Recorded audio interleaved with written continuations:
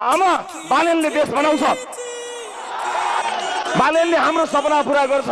बेली छकालै एउटा सुइना देखेको थिएँ, सुदूरपश्चिम बनेको देश बनेको त्यो सपना पूरा गर्ने हो र त्यो पूरा गर्ने पार्टी राष्ट्रिय स्वतन्त्र पार्टी हो।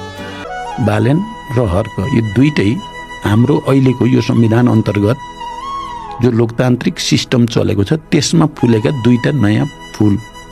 र्याबको तालमा सत्तालाई नै चुनौती दिने एकजना 36 वर्षीय युवा अब देशको प्रधानमन्त्री बनेर सिंहदरबार छिर्दैछन्।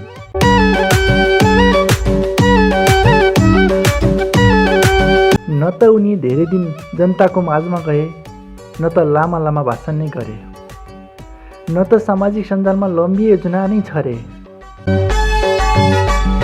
देश चलाउने कार्यकारी पदमा पुग्ने उनको योजना नाटक वा जादुभन्दा कम छैन। 10औं वर्षदेखि सत्तामा हालिमुहाली गरेका पुराना दल र हेभी वेट नेताहरूलाई पाखा लगाउँदै राष्ट्रपाले पुरै स्पष्ट बहुमत प्राप्त गरेको छ। यो परिवर्तनको केन्द्रमा 36 वर्षीय पूर्व मेयर, पूर्व इन्जिनियर र पूर्व र्यापर बालेन्द्र कुमार शाह पनि छन्। उनी अब नेपालको प्रधानमन्त्री बन्ने पक्का पक्की भएको छ।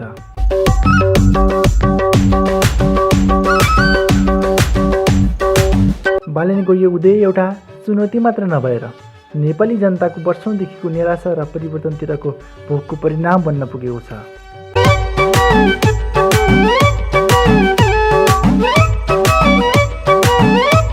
पूर्व र्यापर, पूर्व मेयर, इन्जिनियर बालेन्द्र कुमार शाह अब विश्वकै कान्छो प्रधानमन्त्री बन्ने लगभग पक्का भएको छ।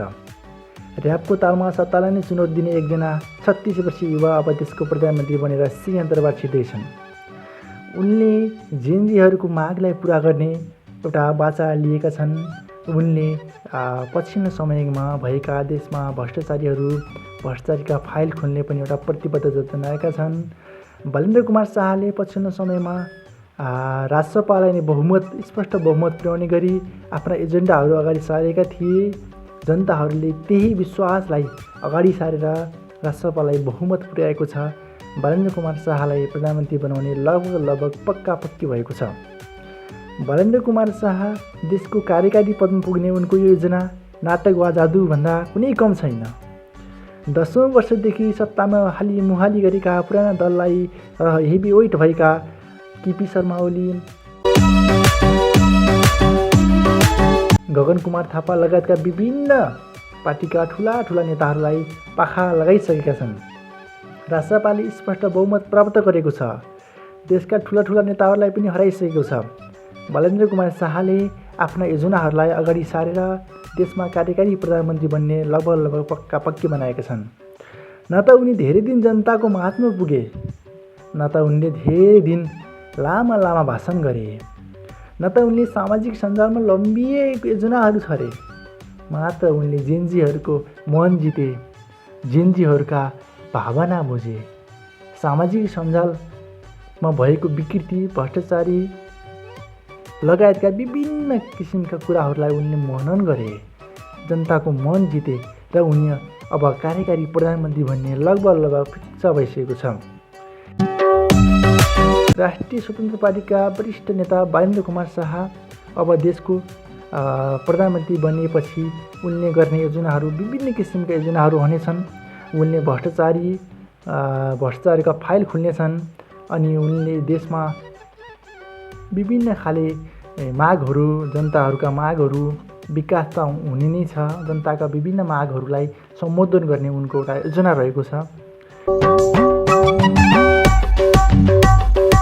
अब बालेन्द्र कुमार शाह प्रधानमन्त्री बनिसकेपछि देशमा विभिन्न खाले योजनाहरू आउनेछन् जहाँ जेनजीका मागहरू पनि पुरा हुनेछन्।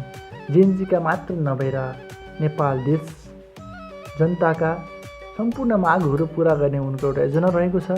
योजनालाई साथ सपोर्ट गर्ने हुने सम्पूर्णलाई उनले धन्यवाद दिन चाहन्छन्, धन्यवाद दिइसकेका छन्।